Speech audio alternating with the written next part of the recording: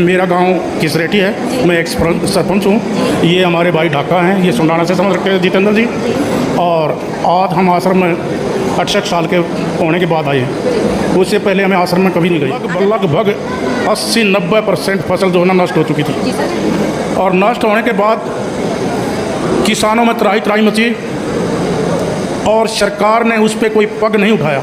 लेकिन कुछ लोगों ने, जब मैंने सुना, जैसे मैं पंचायत का सरपंच था या और भाई भी हैं, कि भाई रामपाल महाराज एक ऐसे संत हैं जो सरकार की बजाय स्वयं 36 करोड़ जीव जंतु की सेवा करते हैं और वो इस बात को पलट के पानी को वो बाहर निकाल सकते हैं। जो ही पंचायत ने रेजुलेशन जेल के अंदर संत महाराज जी के पास पहुंचाया, इतने घर जाने का अगर 2.5 घंटे का रास्ता था या 2 घंटे का रास्ता था, तो उस गांव के अंदर पानी निकालने के लिए मोटर और पाइपलाइन और साथ ही इस आश्रम के कर्मचारी वहां पहुंचे और 4-5 दिन के रोज में ये 10,000 एकड़ का पानी महाराज संत रामपाल संत जी की अनुयायियों ने पाइपलाइन बिछा के, वो सारी जो भूमि पानी से डूबी हुई थी, उस भूमि का पानी सूख करके आज किसान को जीवित हो गया, खेत में फसलें लहला रही हूँ। सर, हमारे दर्शकों को अपना परिचय दीजिए। बात ये है, मेरा गांव किसरेटी है, मैं एक्स सरपंच हूँ। ये हमारे भाई ढाका हैं, ये सुंडाना से समझ रखते हैं जितेंद्र जी। और आज हम आश्रम में 68 साल के होने के बाद आए हैं। उससे पहले हमें आश्रम में कभी नहीं गए। आज आप पहली बार सतलोक आश्रम में आए हैं जी। कैसा महसूस हो रहा है आपको यहाँ पर आकर? मुझे ऐसा महसूस हो रहा है, बड़ी शांति मिल रही है। और ये महसूस भी हो रहा है कि हिंदुस्तान के अंदर अन्न की समस्या पैदा हुई। पिछली फ्लड आई 6 महीने पहले, उस फ्लड में हरियाणा प्रदेश की मैं कहूँगा कि लगभग 80-90% फसल जो है ना नष्ट हो चुकी थी। जी सर। और नष्ट होने के बाद किसानों में त्राही त्राही मची और सरकार ने उस पर कोई पग नहीं उठाया कि उनके जो दुख थे वो दूर कर दें या पानी की निकासी कर दें। करा भी तो कहीं करा भी होगा तो वो को ना के बराबर ही था। लेकिन कुछ लोगों ने, जब मैंने सुना, जैसे मैं पंचायत का सरपंच था या और भाई भी हैं, कि भाई रामपाल महाराज एक ऐसे संत हैं जो सरकार की बजाय स्वयं 36 करोड़ जीव जंतु की सेवा करते हैं और वो इस बात को पलट के पानी को वो बाहर निकाल सकते हैं। लेकिन बरसते उसमें एक शर्त है कि गांव की पंचायत रेजुलेशन करके उनका जो जेल में है उनके पास पहुंचाया जाए। तो बहुत सारे पंचायतों ने रेजुलेशन किए। रेजुलेशन करने के बाद जो ही पंचायत ने रेजुलेशन जेल के अंदर संत महाराज जी के पास पहुंचाया, इतने घर जाने का अगर 2.5 घंटे का रास्ता था या 2 घंटे का रास्ता था, तो उस गांव के अंदर पानी निकालने के लिए मोटर और पाइपलाइन और साथ ही इस आश्रम के कर्मचारी जो उनकी देख रेख करते थे वहाँ पहुँचे और 4-5 दिन के रोज में मेरे जो यहाँ मेरे जो ध्यान में है, जो मेरे नॉलेज में है, कि 10,000 एकड़ का पानी महाराज संत रामपाल संत जी की अनुयायियों ने पाइपलाइन बिछा गए। चाहे किसी को 1000 मीटर की लाइन थी या 7,000 मीटर की लाइन थी, सबको ये कहा कि पानी इसी जगह डाल दो ताकि किसी की खेती नष्ट ना रहे, किसी का खेत नष्ट ना हो। उन्होंने चाहे नज़दीक यहाँ से अगर 50 एकड़ दूर थी बेदरो, तो इतने लंबे पाइप उठाकर बेदरो में डाल दिया। उधर से अगर 400 किले दूर है तो 400 किले जोड़ के डाल दिया। वो सारी जो भूमि पानी से डूबी हुई थी, उस भूमि का पानी सूख करके आज किसान को जीवित हो गया, खेत में फसलें लहला रही हैं उन्होंने। जी, जैसे कि संत रामपाल जी महाराज जी ने वायदा भी किया था कि किसानों की जो डूबती फसलें हैं वो दोबारा से लहराएंगी, तो क्या वास्तव में लहरा रही हैं? ये तो जा कर के आप वहाँ इंटरव्यू ले सकते हैं और वो देख सकते हैं। इसकी ज़रूरत नहीं है मैंने ये कहने की कि लहरा रही है, कि मैंने तो बता ही दिया। अब हर खेत में फसल है। सर, मैं आपसे इसका कारण जानना चाहूँगी कि जैसे हमारे देश में अन्य भी महंत हैं, अरबपति खरबपति लोग हैं, लेकिन जब भी गरीबों और किसानों की मदद करने के लिए आते हैं तो वो लोग क्यों नहीं आगे आए? वो संत नहीं है, वो लुटेरे हैं। मैंने इस तरीके से देखा कि हमारे देश में बहुत बड़े मठाधीश हैं जो एक दिन में ही सारे देश का खर्चा दे सकते हैं। हाँ जी सर। लाखों करोड़ों रुपए हर रोज उनके पास इकट्ठे होते हैं गरीब जनता के।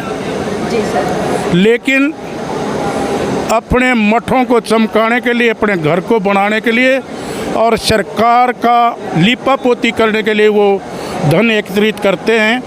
लेकिन जो यहाँ आकर के मैंने देखा कि ना कोई पैसा मोटर का लिया, ना कोई बिजली का खर्चा लिया, ना कोई पाइपलाइन का लिया।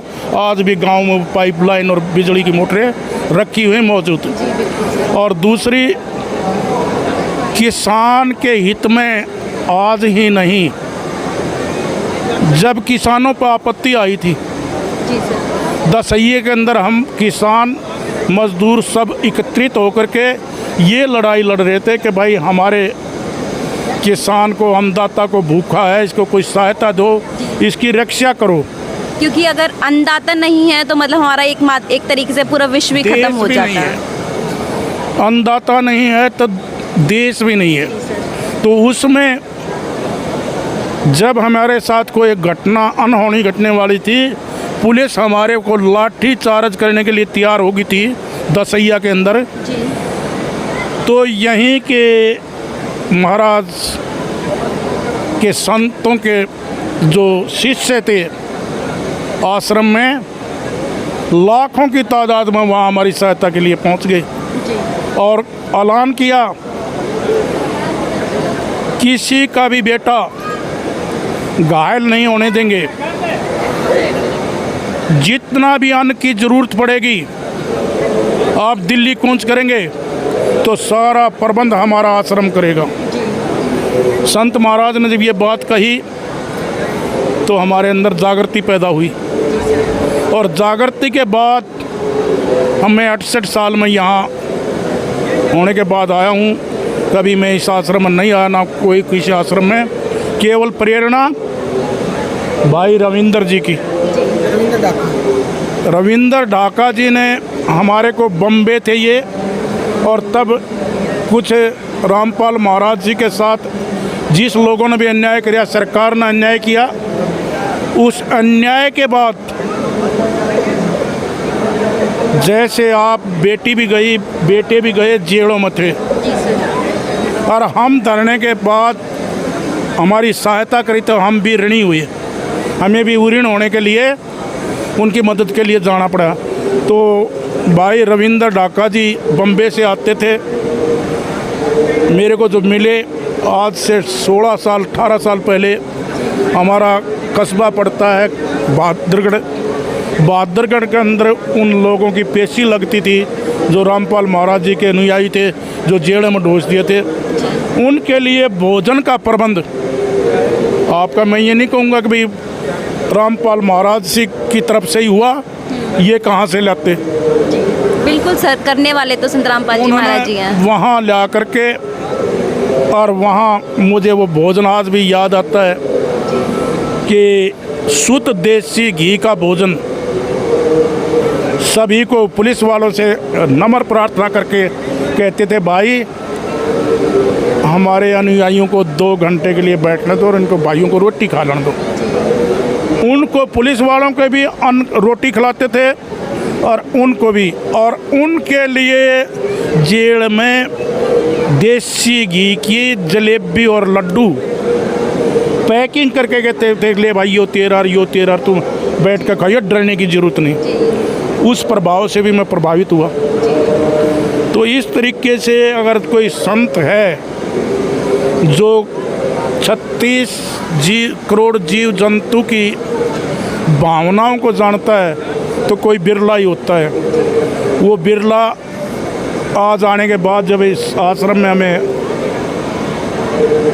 सब ढंग देखा, चाहे हम उससे प्रभावित हुए हों या ना हुए हों, लेकिन ये ज़रूर मुझे महसूस हुआ कि जातिगत से ऊपर उठ करके यहाँ कोई ऐसी जाति नहीं, ये जाति है, ये केवल जीव समझ के यहाँ इस आश्रम में है। उस जीव की आत्मा को जब अन्न भीतर चला जाता है तो शांति होती है, जागृति होती है। तो आज मैंने ये घूम करके देखा तो मुझे शांति मिली। क्योंकि हमने भी ये सुना है कि संत रामपाल जी महाराज जी के जिस भी आश्रम में जाते हैं तो एक अलग प्रकार की शांति महसूस होती है, क्योंकि हम बाहर जो जीवन जी रहे हैं अपना, उस जीवन में और आश्रम में रहने वाले जीवन में बहुत अंतर सुनने को मिला है। दिन और रात का अंतर तो होएगा जब परमात्मा से मिलन होगा। तो जब 2 घंटे हम यहाँ आराधना करते हैं और संसार से दूर रहते तो इसका फ़ायदा तो ज़रूर होगा। ये तो उदाहरण की ज़रूरत भी नहीं। जब एक जीव रोज़ परमात्मा की आराधना करता है कि हे भगवान सभी जीवों का कल्याण कर, तो मेरा भी कल्याण हो गया। तो इस तरीके से जब मैंने यहाँ देखा कि भाई सब जीवों के लिए कल्याण की बात करते हैं। इन्होंने आज रविंदर जी के पास हम आए, वहाँ इनके खेत खलियान पे, तो हम भिवानी से आए थे। हमने रविंदर जी को फ़ोन किया, डाका साहब, क्योंकि हमें मिले 15-16 साल हो गए थे। बोला आप आश्रम में आ जाओ। मगर हम आश्रम में नहीं आते कभी भी, नहीं हम ना आश्रम में, आप हमारे को बोले नहीं आ जाओ, आने पड़े। पता नहीं कहाँ से परमात्मा का एक अंश हमारे पास आया कि भाई नहीं, तेल डलवा भाई और चल नहीं पड़ते। ना आने के कारण भी हम आ भी नहीं रहे थे, दिमाग भी नहीं था कि हम वहाँ जाएंगे। ये सच्चाई है। कोई ना कोई वो बोलते हैं ना कि भगवान किसी न किसी को जरिया बनाता है अपने आप बुलाने के लिए, तो एक तरीके से इन भगत जी को आपको अपने पास बुलाने के लिए जरिया स्वयं नहीं आता तो कोई उसका ताकत तो है, उसकी ताकत तो है। अब हम भोजन करते हैं, यहाँ रह रहे हो, भोजन नहीं मिलेगा, उसके लिए भी कर्म तो कुछ करना पड़ेगा, और कर्म ही भगवान है। जब भगवान ने हमारे को आदेश करा तो हमें उस कर्म से ऊपर उठ के हम आश्रम की तरफ आ गए। नहीं तो हम आश्रम में तो हम सोच भी नहीं रहे थे इस बात को कि हम आश्रम जाएंगे।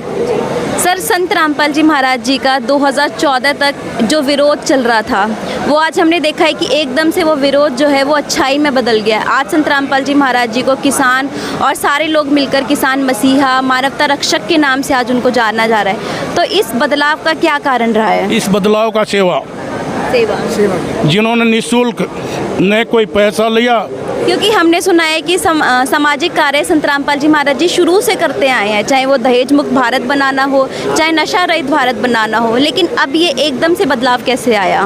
भ्रांतियाँ लोगों में होती हैं। जब तक अपने दिल में से कोई भी हो, या मैं ही हूँ या सभी जनता हो, जब तक उसके दिल में भ्रांतियाँ हैं, भ्रांति होने के बाद चाहे कोई कितना ही अच्छा क्यों ना हो, उसका भी विरोध होता है। और उस टाइम इतने प्रसिद्ध संत नहीं थे, क्योंकि लोग और किसी को ही संत मान रहे थे। ये संत नहीं है, संत तो और कोई ही है, उन मठाधीशों को संत मानते थे।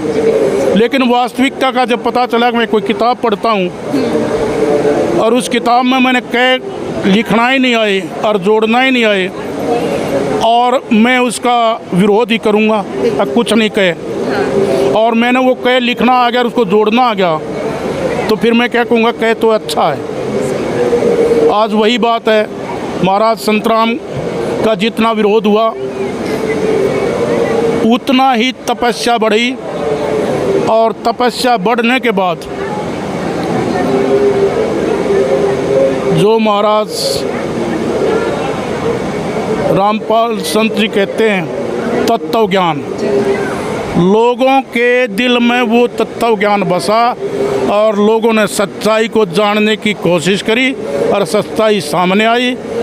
यूँ कहते हैं कि झूठ के पैर नहीं होते, झूठ तो एक दिन डूबेगी और सच्चाई तरेगी। कितने मठाधीश पढ़ते हैं, कहीं चले जाओ कोई संत कोई पैसा देता है? किसी गरीब को कोई भोजन देता है? कोई नहीं है। किसी गरीब को कोई वस्त्र देता है? किसी गरीब को कोई कुटिया बना के देता है? किसी गरीब को कोई औषधियाँ देता है? किसी गरीब की कोई शिक्षा की परवरिश करता है? केवल एक संत जो मैंने लाइन में देखा है कि ये गरीब का ठेला है, अगर निसहारा इस देश में गरीब है तो मुझे संत कहता है मुझे अभिशाप है। उस अभिशाप के जब वो स्वयं कहे तो मैंने वो बर्तन रख के देखे, मैंने पहले कभी नहीं देखे। वो भोजन की किट देखी, वो दवाइयों की किट देखी, वस्त्र देखे और डिजाइन के किए हुए घर देखे। ये कोई छोटी बात नहीं होती। आप अपना घर नहीं चला सकते, मैं अपना नहीं चला सकता।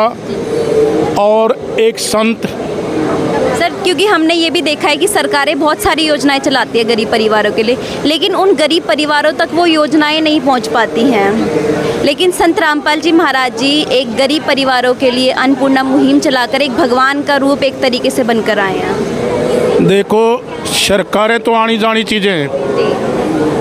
जहाँ भ्रष्टाचार होगा उसका पूरा धन कभी भी गरीब के झोली तक नहीं पहुँचता।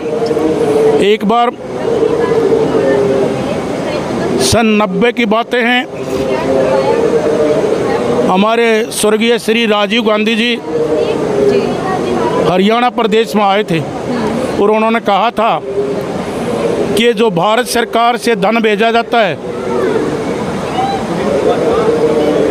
वो आखिरी छोर तक, आखिरी आदमी तक जिसका हक है वहाँ नहीं पहुँचता। वहाँ केवल 30 पैसे पहुँचते हैं, 70 पैसे रास्ते में ही खाए जाइए। इसी प्रकार सरकारें जब हरियाणा प्रदेश से बजट आता है उससे पहले मंत्री खा लेते हैं, मंत्रियों से शेष बचता है प्रशासनिक अधिकारी खा लेते हैं, प्रशासनिक अधिकारियों से बचता है तो ग्राम पंचायतें हमारे जैसे खा लेते हैं, और इनसे भी बच के चला जाता है तो बिचौलिया खा लेते हैं। वो 30 पैसे ही मिलते हैं, फिर गरीब दूर कैसे होगा गरीबी? गरीबी तो 1 रुपया दिया था, 1 रुपया अगर मेरे पास पहुंचता है तो गरीबी दूर है। मैं 70 पैसे खर्च कर लूँगा, 30 पैसे फिर भी मेरा बच गया। तो ये तो सिस्टम को सुधारने से हो सकता है। यहाँ सिस्टम सुधरा हुआ है। क्या आपको लगता है कि संत रामपाल जी महाराज जी के ज्ञान के आधार पे जाति पाति का भेदभाव, भ्रष्टाचार जो हमारे देश में फैला हुआ है वो ख़त्म हो सकता है? देखो, अकेले चढ़ा भाड़ नहीं फोड़ता, उनको तो ज्ञान है, ज्ञान को बांटने वाला भी तो चाहिए। जैसे आप लोग बन रहे, इतने लोग हैं, इस ज्ञान को कहीं बांटेंगे तो आगे बढ़ेगा। अगर विद्या को घराए रख लिया तो विद्या फैलेगी नहीं, रोटी को फेरा ही नहीं तो फूलेगी नहीं, घोड़े को घुमाया नहीं तो चलेगा नहीं। ये सारी नीतियां हैं, जो सिद्धांत हैं, इन सिद्धांतों के तहत जो कार्य होगा वो फल फूलेगा। आज जहाँ संत महाराज कर रहे हैं वो इसीलिए फल फूल रहा है कि वो सिद्धांतों पर है। सिद्धांत की बात कभी करती नहीं। अब मैं कहूँगा कि भाई सूरज 100 किलोमीटर है, कोई 1 इंच नीचे करके दिखाओ, क्यों? सिद्धांत है। सिद्धांत ही यही है कि सूर्य सबको एक सी उष्मा देता है। कोई एक बताओ कि मेरे को कम धूप देता है। ऑक्सीजन की वायु चलती है, परमात्मा के सिद्धांत है, वो सबको बराबर ऑक्सीजन मिलती है, ये सिद्धांत है, कटता नहीं। इसी प्रकार रामपाल महाराज के जो सिद्धांत हैं वो एक जीव के लिए हैं, न कि बड़े बड़े पूंजीपतियों के लिए। 36 करोड़ जीव जंतु जो इसमें हैं उन सब को एक नज़रिया से वो सिद्धांतों पर तोलता है। और संत रामपाल जी महाराज जी ने हमारे चारों धर्मों को भी आज एक करके दिखाया है। धर्म है ही नहीं, धर्म तो एक ही है। धर्म तो एक है, ये सब धर्म है। हाँ। ये बताओ कि धर्म अलग होता, मैं सिख हूँ तो लाल खून नहीं बहता, काला बहना चाहिए था। अगर इस्लाम है तो उसका सफ़ेद बहना चाहिए था। अगर क्रिश्चियन है तो उसका और तरीके का होना चाहिए था, सबका लाल क्यों? दूसरा बात, अगर क्रिश्चियन है तो उसका नाक यहाँ नहीं यहाँ होना चाहिए था, सुंगड़ शक्ति यहाँ से देखता, आँख यहाँ हो जाती। जब सबकी तत्वदर्शी शर्त भी यही बताता होगा कि ईश्वर एक है भाई, और सब उसकी टहनियाँ हैं, पौधे हैं, सब उसके हैं। तो फिर हम सब एक हैं, तो फिर दूसरे नफरत कैसे? नफरत तो हमारे को राष्ट्र के अंदर बर्बाद करने के फैलाते हैं। हमारे बड़े बड़े पूंजीवादी अपने स्वार्थ पूरा करने के लिए फैलाते हैं। हमारे दूसरे लोग भी ऐसे ही करते हैं। और कोई हो तो बताओ। धन्यवाद आप लोगों का, बहुत बहुत धन्यवाद सर आपका। धन्यवाद जी। नमस्कार सर। नमस्कार जी, नमस्कार। अपना परिचय दीजिए। मैं जितेंद्र ढाका रोहतक से हूँ जी। जी, कैसा महसूस हो रहा है सर आपको आश्रम में? बहुत अच्छा, एक शांति का माहौल है और जो सुना था उसके बिल्कुल दूसरी तरफ मिला है। संत यहाँ पे आने के बाद एक जैसे जो विदेशों में मिलता है वही शिक्षा, एजुकेशन जी फ्री मिलता है, यहाँ पे आने के बाद वो महसूस हो रहा है कि एक गरीब आदमी के लिए मेडिकल, रहने की सुविधा, खाना सब फ्री है। तो ये कि विदेशों वाली जो सोच है संत महाराज जी की, मैं यहाँ से बहुत अच्छा महसूस किया, क्योंकि जो विदेशों में होती है ये तीनों चीज़ें फ्री जो संत को महाराज जी ने दी हुई हैं, यहाँ के एक गरीब आदमी के लिए रहना, खाना पीना सब दवाइयाँ, तो यहाँ पे एक बहुत अच्छा लगा यहाँ पे।